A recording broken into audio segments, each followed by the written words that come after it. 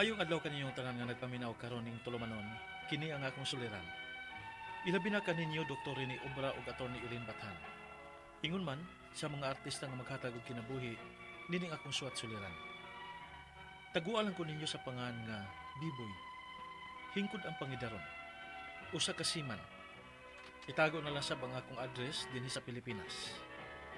Punto legal kining akong suliran. Kapila na ko balik-balik og sakay sa barko. Dagko na ang akong tulo ka mga anak og 12 anyos na ang among kamanghuran.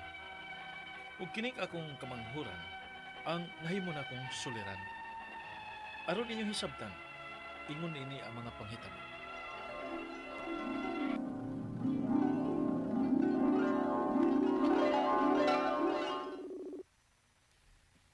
Dugayan tubagon eh. Hello! Biboy! Ma, dugayan tubaga. Di Ay, maga. namisbis ko sa mga tanom sa gawas dong. O kining ako cellphone, dire results bay. Itawag na lang gani kong papa nimo nga doon ay nanawag sa akong cellphone. Oh, mao di ay. Kumusta naman mo sa papa? Okay naman minak. Ay, salamat di ay sa mga padani mo ha. Para sa maintenance na mong papa nimo. Ay, si mama. Sige, pasalamat ana oy. Gusto di tuod ma. Unsa man inyong gusto nga pasulubong? Oh, manaog na sad ka dong. O ma. Magako sa sabti ka. Hala, dili gyud hibawaan ang panahon no. Kana sa amang ka mauli. Gusto na ako sorpresahon si Jody ma. Ayaw pagsaba ha. Uy, naunsa. Wa di ay mahibaw si Judy nga mauli ka. Sorpresahon ako siya ning akong pagpauli kay wedding anniversary na mo. Sige ba yaming dili maka-celebrate na yun eh. Kay permi ba nga timing nga ni ako sa barko? Maog yun. Mao nga panganda mong papa ha. Kay nagpabook na ko sa usa ka resort. Ganahan ko nga mangaligo tag dagat. Oh, o sige dong. Dugay na sad kung wa kaligo taog dagat dong. O sige ma. Paabutan ninyo nga akong pag-abot. Gimingaw na kay ko ninyo ma. Sa akong mga anak, labi na ni Simeon. Sa anak nimong kamanghuran nga wa maliwat nimo. Mama oy. Nanasab ka ng sungog-sungog nimo nako ma. Ambot pa dong, biboy. Ambot lang ay. Wa man gyud ko makakita nga naliwat na nimong bataa. Unya, wa man sad maliwat ni Judy. Kang kinsa man di ay na maliwat. Ma, akong anak si Simeon. Ako nang gibati ma. Anak nako siya. Ug mahal nako ng bataa ma.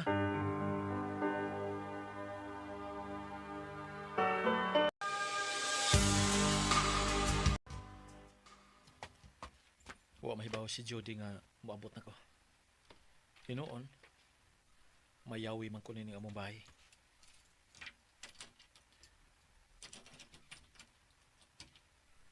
Nakataw pa gidon siya ug ang mga bata. Kaysa iyo pagkayos buntag. Uy, gisugat ko sa irong gamay. Shh, dili Chucky. Chucky. Dili. Ay pagsaba. Bibi kokos pi. Ay pagsaba. Yay. Makamata-maka ni Miss Jody ron. Oh. May cellphone nga miring din sa sala. Kung Judy man eh. Kaya man yung picture ang niya sa cellphone. Pero kinsa man yung nanawag niya o sayo sa buntag. Lalaki ra ba ni? Tubagon ko ka. Gikulbaan man ko.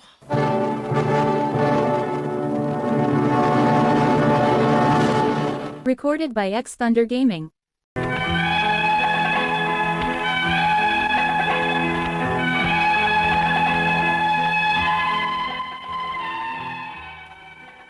Wa ko makaako sa pagtubag sa nanawag sa cellphone sa kong asawa. Kay gidaog ko sa kakulba. Ambot atong higayuna kung ngano nga ingon ni adto ang akong gibati. Maong na interes na hinoon ko sa pagkaykay sa mga messages sa iyang cellphone. Ug dito na ko nahibaw-an ang tanan nga wa na ko mahibaw ibahin sa kalaki sa asawa nako samtang wa ko. Ug unya, Ha? Jesus Maria y Josep, daan pagyud ko. sumay akong buhaton ma. Kalma lang, Biboy, ha? Kalma lang. Ayaw pa da si mong gibati. I-relax una ang imong unahuna. Usa man ako pag-relax pa. Nga ako nahibawan nga dili man day akong anak ang akong kamanghuran. Jesus. Pastilan ining hitabo, ah. Ug liwat pag isisimiyon sa iyang amahan. Ginoo ko. Da, ingon pabitaw ko. Ay, yun sa masad ni mo pagkaibaw ha. Ngaliwat kini siyang amahan. Gibiyo na ko ang profile sa Facebook. Account sa lalaki nga nanawag ni Jody man. Karbuntag sa iyo. Di pa manggani ang cellphone ni Jody na ako. Ha? Iimong gida. La, matagbaw to pangita si Jody ana ron. Anong wa man sad na niya madasa inyong kwarto? Gituyo sa kay gayunan ma. Aron dili na mapunan pa ang mga tuig nga gihimo lang di kong buang ni Jody.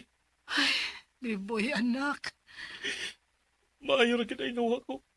Magpahibaw niya. Nga mo pauli na ko. Aron mo kumpiyansa rin siya. Kay kung gipahibaw pa na ko siya, sama siguro sa una ko nga pagpauli din sa ato. Butang ko sa kamatuuran nga.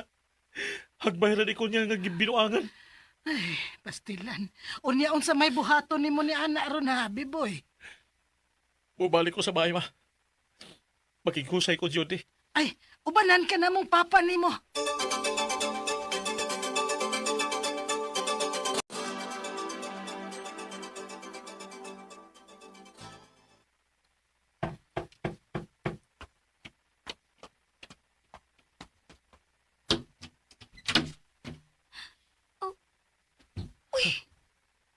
Biboy? Huwag mo lagi ka magpahibaw nga. Mauli ka. Susing, kini siya, uy. Hilig yun og surprise ba? Maipadain ni silas mama magpapa kay nahibaw pa. Aw, nagtawag ka na ako? Nag-message? Kay, but uy, ug asa na ko, mabutang ang akong cellphone. Ganiha pag yung ko nangita, pagmata na ko, huwag na ako makit. Kini bang cellphone na? Unsay, nganong, Pagkadugay nag-isang panahon nga imo lang kong gibinuangan, Jody. Dugsi anyos na si Simeon. Apon mo ko'y kalibutan. Nga dili din ako siya anak.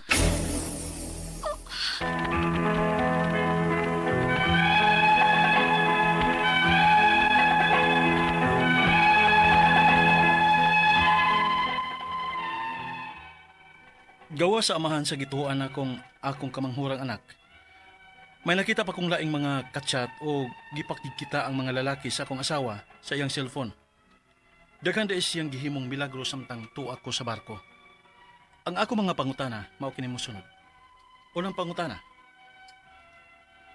Ning bago lang na akong nahibaw-an nga dili day ako ang giila kong kamanghurang anak. Unsa may buhaton ko niini? Pwede ko bang pasakaan og kaso ang akong asawa sa pagpanglimbong? Ikaduhang pangutana. Gusto na lang unta na ako nga magbuwag mi sa hingpit. Kay di man gid ako madawat ang iyang pagbinuang nako. Pwede bang mag-ground for annulment kini iyang gibuhat nako? Ikatulo pangutana. Narehistro og nabunyagan gyud ang bata sa akong apelyido. Kay nagtuo lagi ko nga ako. Pwede ba na akong bakuyon ang akong apelyido? Unsaon og unsa may mga requirements? Ikaapat og katapusan. 12 anyos ko nga nagbuhi sa dili nako anak. Pwede ba ko makapa-refund sa tanan ako naggasto sa bata sa iyang tinuod nga amahan? Unsaon man? Palihog, tabangi og tambagi ko. Kini ang akong suliran, Biboy. Maayong adlaw mga sukintig paminaw kini si Attorney Elaine Bathan og ako today ang mohatag ninyo og tambag og tubag sa inyong mga pangutana, mga problemang may punto legal. Of course, sa mga medical nga mga pangutana ipadana inyong suwat kay naman si Dr. Rene Obra, my partner no, my partner in crime, dili life. Di man kami. Unya, pwede gyud ninyo ipadang inyong suwat ha sa suliran _612 at yahoo yahoo.com. Ato ang Facebook account kay kini ang akong suliran official writers page. Pwede sad atong ipadala sa 3rd floor Jose R. Martinez Building, Osmeña Boulevard, Cebu City. Kumusta man ang ato ang mga sukintig paminaw karong adlaw? Hinaot unta nga sa matag. Paminaw ninyo sa ato ang programa na agad mo'y makutlo nga pagtulunan, inspirasyon, makakuha mo kadasig, no? Kusog, no? At least makaingon ta nga di raman day ako, oy, mopadayon ko, oy, kanindo tras mabuhi, guys, no? We should never ever think of taking our lives or ending it. Ngano man, daghang nagmahal na to. Wa lang ta ka-appreciate, no? Naay mga maminaw, naay mga willing. That is never going to be a solution. Ayaw gyud. Ayaw o give up. Kay naamang gyud. Samtang gipukaw ta, samtang gipamata ta, it is a signal and it is a promise nga there is hope, nga naay solusyon ang ato ang mga problema o nga naara ni kagawasan ang ato ang kahimtang ug unsa man gani ni atong gibati karon. We just need nga mobangon, no? Ayaw gyud mo sulod kuna nga wa na lami mabuhi, uy, kanindot. Ang iro ganing way tag-iya buhi. Ang langgam gani nga magsaligrag asa sila buhi manggani. Kita pa nga gitagaan tag saktong pangisip, duha ka kamot, tiil or whatever faculties. Even if mo ingon tag disabled ta or impaired ta, naaman sa laing gift nga pwede patong gamiton, no? Di man na mao ang katapusan sa tanan. So ayaw, always think positive, guys. Mugi na ako ang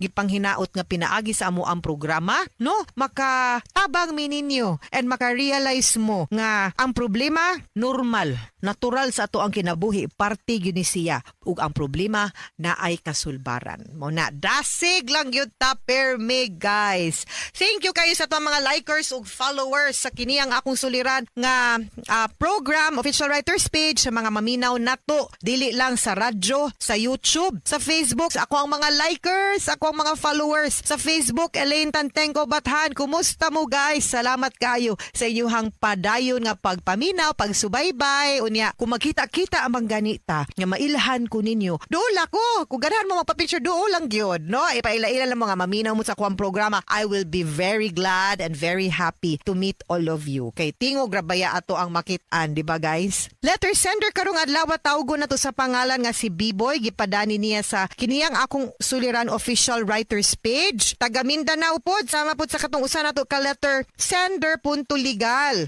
Kay tigsakay man ni siya og barko niya, dagko na ning iyahang anak, pero murang medyo nagka-problema ni siya sa iyahang youngest nga bata. I think 12 years old man siguro to ang iyahang youngest, no? Kay naa siya'y nakita nga laing ka-chat nga laki ang iyahang asawa sa iyahang cellphone, no? So daghan ding gihimong milagro samtang naa pa siya sa barko. So murang nahimong questionable ang kaning ilahang kamanghurang anak. So unang pangutana, ning bag-o lang nako nahibaw-an nga dili di ay ako ang giilakong kamanghurang dili day ako ang giilakong kamanghurang anak. Unsa may buhaton ko ini? Pwede ko bang pasakahan og kaso ang akong asawa sa pagpanlimbong? Of course, that is adultery with evidence exhibit A. Kinakaanak pag yun. Pastilan, no? Ikay nagsigi og kanang trabaho didto pero lain din nagpahimos, no? Kalisod gyud po doon sa mapuning mga asawa. Inyuhang bana, no? Dili sayon laban na mo sa kay barko. Dili gyud in town lali malayos pamilya. Kinsa gong tawhana, mababayig laki ang gusto or malipay nga mahilayo sa iyahang asawa o sa iyahang pamilya, sa iyang mga bata. Nya, mingaw kaayo didto pero giagwanta ngano man kay naamay padalhan nag kwarta, naamay moskwela, naapay ipapalit cellphone. Unsa pa ni dinha, di ba? So, mao ni ang need nila nga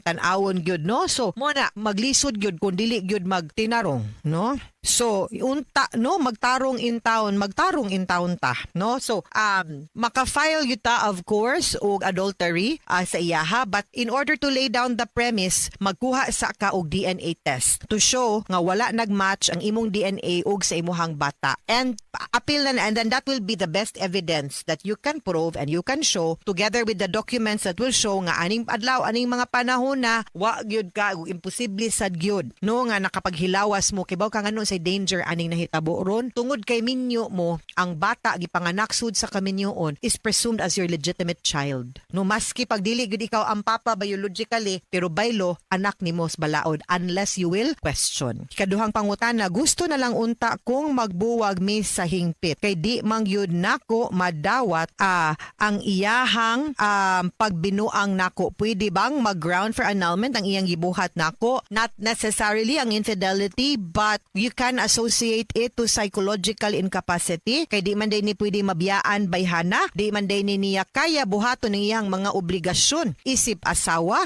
which is to be loyal, which is to love, no, and support you, no, mutual love, respect ug fidelity. So pwede na to kay psychological incapacity ramang good for now, guys, no, under Article 36 of the Family Code ang mahimo natong basihan para magpaanalta. But of course, you can seek the help of the lawyer. Dili lang ka nang iyang gibuhat atong tan-awon pud gyud unsa pagud ang batasan nga iyang gipakita nga pag makapagmatuod nga psychologically incapacitated ning bayhana. Ikatulong pangutana, narehistro og nabunyagan gyud ang bata sa akong apelyido. Kay nagtuo lagi kong ako.